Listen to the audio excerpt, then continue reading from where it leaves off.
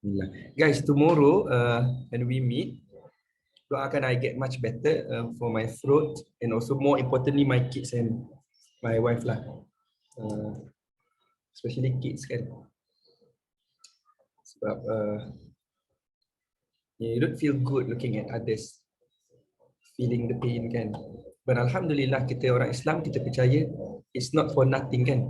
Mudah-mudahan Allah jadikan I yang banyak dosa ni, Allah ampunkanlah dengan sebab ujian kesihatan sikit ni kan. Sikit ni sikit, orang lain lagi banyak ujian kesihatan dia kan. You guys pun I doakan sesiapa yang ialah ada diuji begitu kan, semoga Allah sembuhkan segera, Allahumma amin, berkat hari Jumaat, berkat Nabi Muhammad sallallahu alaihi wasallam. I nak kata besok I hope you guys bila kita jumpa face to face, you can provide me more feedback lah. Betul guys, ini untuk you juga, bukan untuk I sahaja. Maksudnya kalau I laju ke, ataupun kalau you rasa soalan yang kita buat tu terlalu sikit ke, kalau kita punya textbook tu terlalu panjang ke, whatever that is, but I need the feedback. Dan you bayangkan feedback tu untuk tolong kita sama-sama belajar. Ultimately kita nak pass the exam successfully, itu je. Kejap Jadi boleh ambil. Sekejap guys.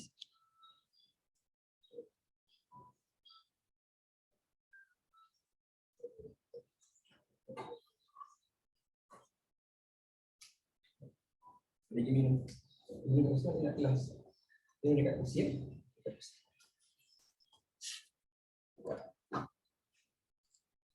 Okey. Kita sambung, kita cuba habiskan chapter ni. Tengoklah kalau sempat yang mungkin dengan markup. Because I think that's important to explain. Tak tahulah how I can better discuss the workbook in a way that is not too long but also not too short. I think I somehow struggle with that lah, sebab I berniat untuk bantu. Sebab tu I perlukan feedback je lah. Kalau you rasa macam sir,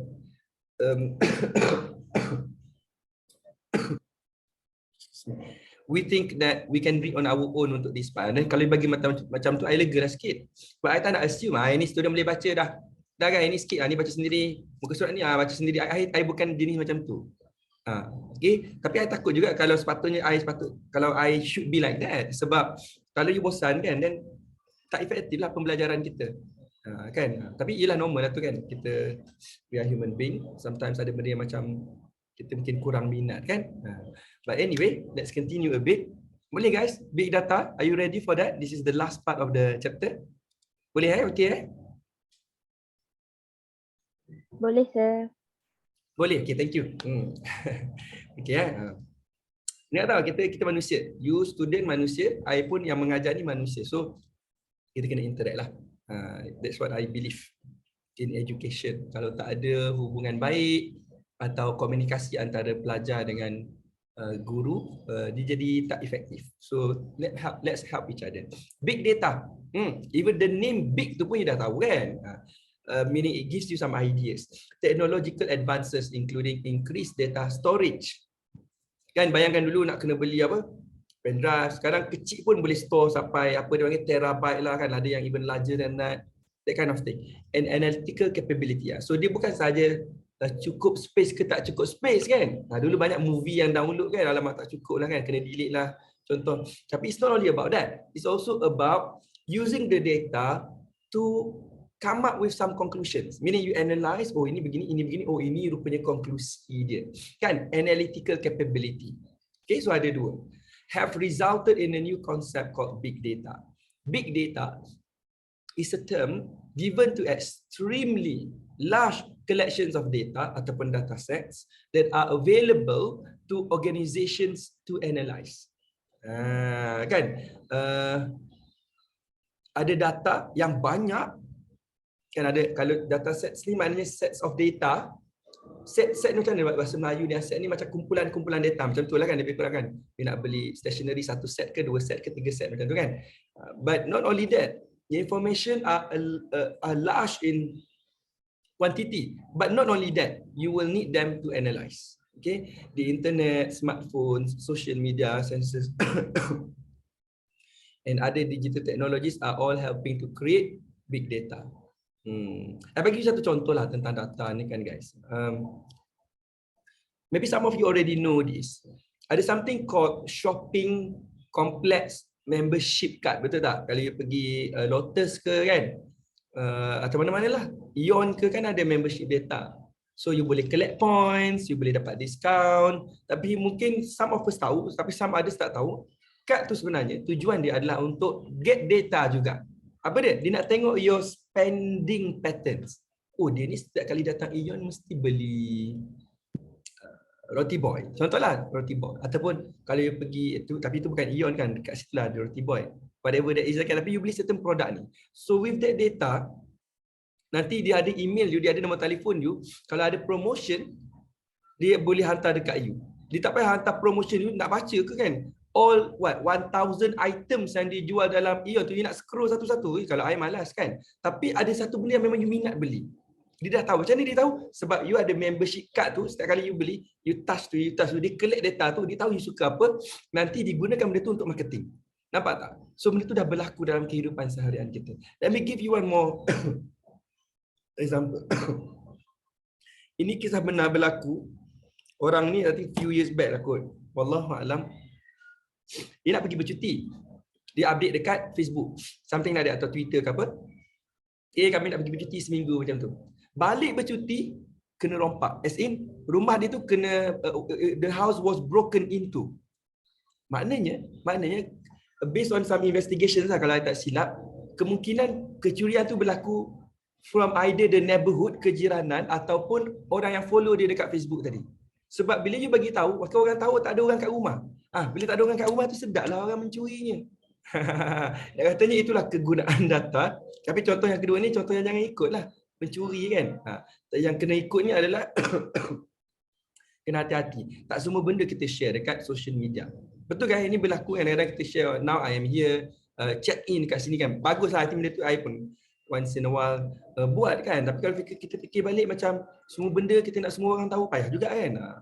Hilanglah privacy, ataupun dari segi tadi tu bukan setakat privacy, safety pun threatened, betul tak? So Allahu a'lam.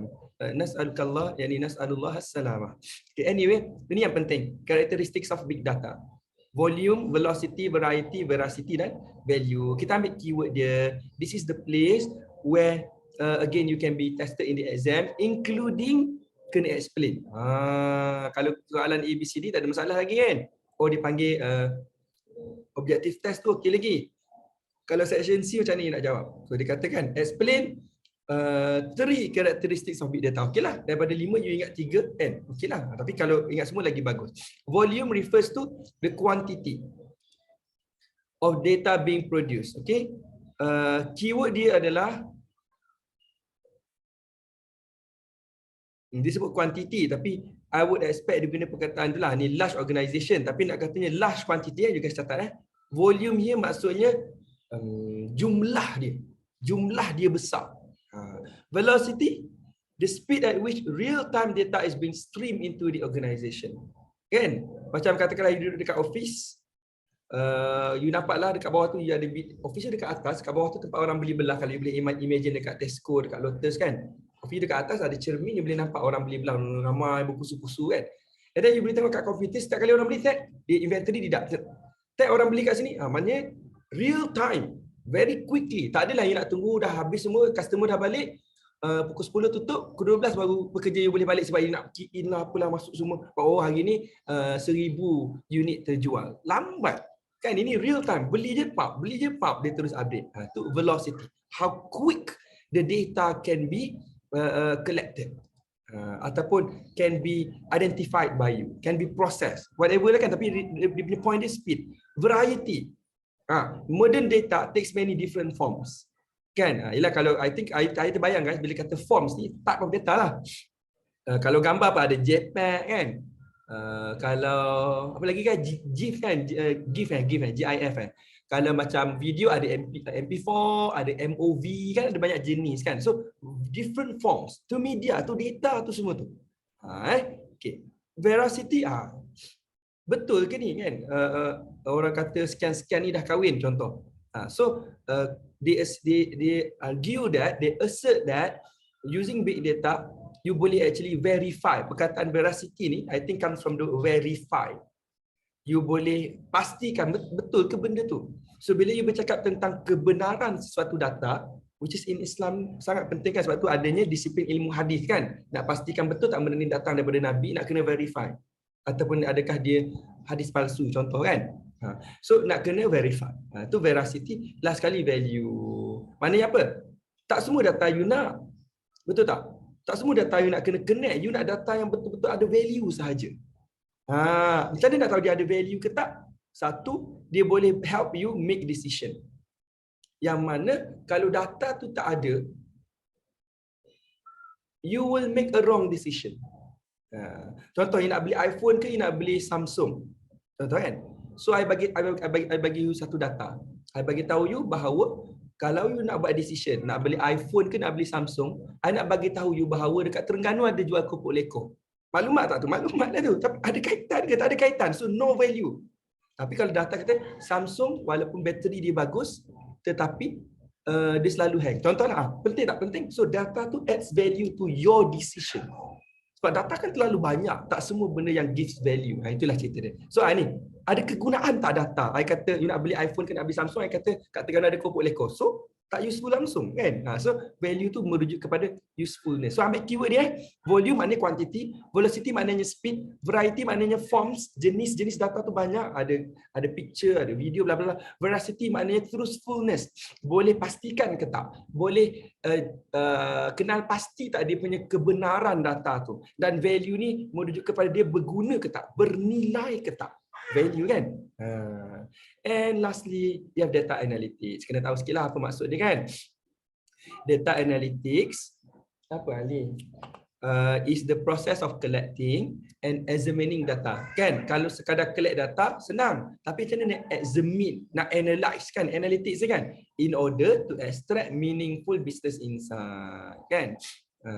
Which can be used to inform decision making and improve performance. So bila ada data, you bukan nak collect data je, you nak kena susun, you nak kena check, you nak kena interpret the data. Akhirnya datanglah satu makna kan, meanings of that data.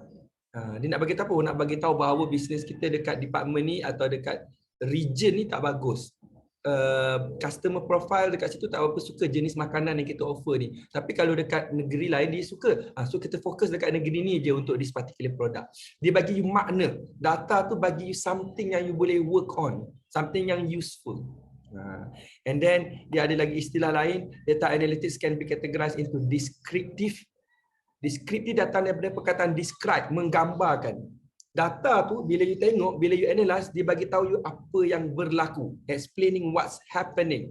And then ada juga yang diagnostic analytics, dia bagi tahu kenapa itu berlaku. Ada data yang kata tadi lah, produk, ya ada produk ABC, tapi produk C ni kalau dekat Terengganu ni tak berapa terjual lah.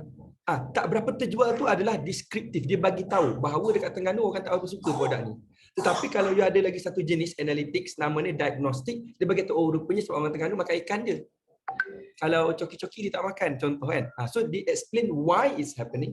And then predictive analytics, ni istilah ni kena tahu guys. Ini pun keluar dalam exam, boleh keluar dalam exam. Predictive comes from the word predict, menjangkakan kan. Forecasting what's likely to happen, and prescriptive analytics, recommendations on what to do. Ada data-data ataupun analisis yang buat tu, dia kata, therefore kalau you nak produk tu orang Terengganu beli, masukkanlah sikit isi-isi ikan dalam produk tu. Dia bagi tahu nak kena buat apa. So ambil keyword dia, I repeat. Descriptive, it describes what happened. Diagnostic, dia diagnose, dia bagi tahu apa masalahnya, apa penyebab ni Macam cost driver kan, apa yang menyebabkan. Predictive, dia forecast, dia predict. And then prescribe ni macam kalau you pergi kat doktor, doktor will prescribe kan. Doktor akan bagi you obat. Maknanya dia bagi tahu you kena buat apalah. So kalau prescriptive analytics, dia recommend you on what to do. Nampak guys? Senang je. Kalau you faham sikit bahasa itu, dia memudahkan you untuk jawab soalan dalam exam. Ali sini. Okay. Predictive analytics.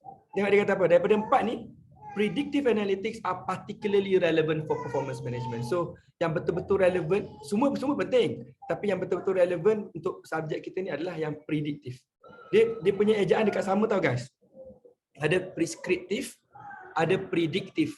So kena tengok betul-betul lah yang dia kata ni predictive. It is difficult to grasp, untuk menangkap the significance and meaning of big data without having a basic understanding of predictive analytics. Note that machine learning and algorithms are not specifically mentioned on the PM syllabus but are explained below for your interest. So dia tak ada dalam syllabus pun. Tapi kalau kita nak faham big data kan, dia ada kaitan juga dengan, you guys tahu kan, ada Bitcoin lah, crypto lah, machine learning lah, Internet of Things lah. Banyak benda kan sekarang kan, new terms are being coined and being invented. Bacalah sikit-sikit kan. I think you guys pun of course pernah dengar at least. Cuma it's good untuk ambil tahu lah. Oh tak habis lagi kita ni. Okay. Mungkin kita habis dekat sini, predictive analysis. So the one on margin dengan markup tu bagus juga kot. So I tunjuk dekat whiteboard lah supaya lebih clear hopefully. Let's end with this. Predictive analytics adalah is a branch of data analytics. So data analytics ada banyak how you ingat Dia punya umbrella term, istilah umum dia data analytics. Bawah data analytics tu ada 4 jenis. Apa tadi? Prescriptive, predictive, diagnostic kan? Dengan descriptive, ada 4 kan? Tapi predictive ni daripada 4 tu, dia adalah yang uses a variety of statistical techniques like data mining, machine learning and so on to analyze data and make predictions. Sekarang pun guys, benda ni dah lama dah, few years back pun ada kali tengok movie-movie kan yang berkait dengan IT dan teknologi ni. Memang dia macam mana dia somehow dia macam play God sikit. Dia macam seolah-olah ingat kita ni dah macam Tuhan. Itu yang orang yang hanya percaya sains dan teknologi, dia tak percaya Tuhan, dia ingat akhirnya dia yang boleh jadi Tuhan. Ni sikitlah kita end with this. In other words, saya nak kata predict guys. Perkataan predict ni dia nak kata, I dah tahu dah. Berdasarkan maklumat-maklumat yang ada, bila you nak keluar, bila you naik kereta, nanti kereta apa yang akan lalu dekat situ, banyak mana kereta, hujan ke tak, licin ke tak, dia dah kira-kira pukul 2 nanti I think akan ada accident kat situ. Therefore kita siap-siap jaga. Sebelum accident tu berlaku, kita stop dekat. Nampak tak maknanya? Dia nak kata seolah-olah kita tahu apa akan berlaku in the future. Sebab dia guna data, dia kira semua kan. They are going towards that. They believe in that. Which sebenarnya itu helpful lah juga kan, kalau kita boleh, orang kata prevention is better than cure. Dalam Islam pun I think itu dia ajar untuk kita elakkan benda buruk berlaku kan. Dalam hadis 40 betul tak kan? La darar wala dirar kan. Tidak boleh memudaratkan atau membiarkan mudarat berlaku, something like that lah kan. Tapi mudarat tu perlu dielakkan dalam Islam pun. So benda yang baik. Cuma my point is, inilah antara teknologi yang diorang cuba develop seolah-olah kita boleh tahu apa yang berlaku in the future berdasarkan data yang ada. Wallahu a'lam. I apologize for I think today if there is anything that is not so smooth on my part. Cuma I harap you guys dapat something lah daripada perbincangan kita, not only for exam. It is important for the exam, tapi not only for the exam, I hope we get something more than that yang boleh we apply in our life, and also as a student yang masih belajar kan, kita boleh belajar cara untuk belajar. Kan you guys mesti pernah dengar kitab Imam Zarnuji ke apa guys? Kan Ta'limul Muta'allim, Tariq At-Ta'allum kan? Mengajar para pelajar cara-cara belajar. Okey, belajar ni jangan langgar je, asal belajar kan? Kena belajar juga cara belajar. Habis nanti panjang kan bagi khutbah pula tak balik you. Dah pukul 12. Cuma kita orang Islam kan, kita ada kelebihan. Banyak ulama mengarang untuk kita jadi seorang pelajar yang lebih baiklah. Bukan you je, I pun masih belajar juga. Wallahu a'lam. Can we call it a day and I see you tomorrow at 2 PM? Boleh tak guys? Okey tak? Boleh sir. Boleh Boleh sir. Okey, untuk kaum Adam, selamat menunaikan solat Jumaat. And all of you to the rest of the terima kasih again banyak-banyak for joining the class today. I'll see you tomorrow at 2 PM. Kita sambung sikit this chapter and then kita masuk sikit target costing and then life cycle costing I think, dan juga sama ada throughput ataupun limiting factor. Itu sangat best. tapi lebih challenging berbanding ABC dengan target costing. Nanti kita akan discuss besok. So just be prepared, baca dulu mana yang patut lah. Thank you guys. Saya tak nak ambil masa you dah. Assalamualaikum warahmatullahi wabarakatuh.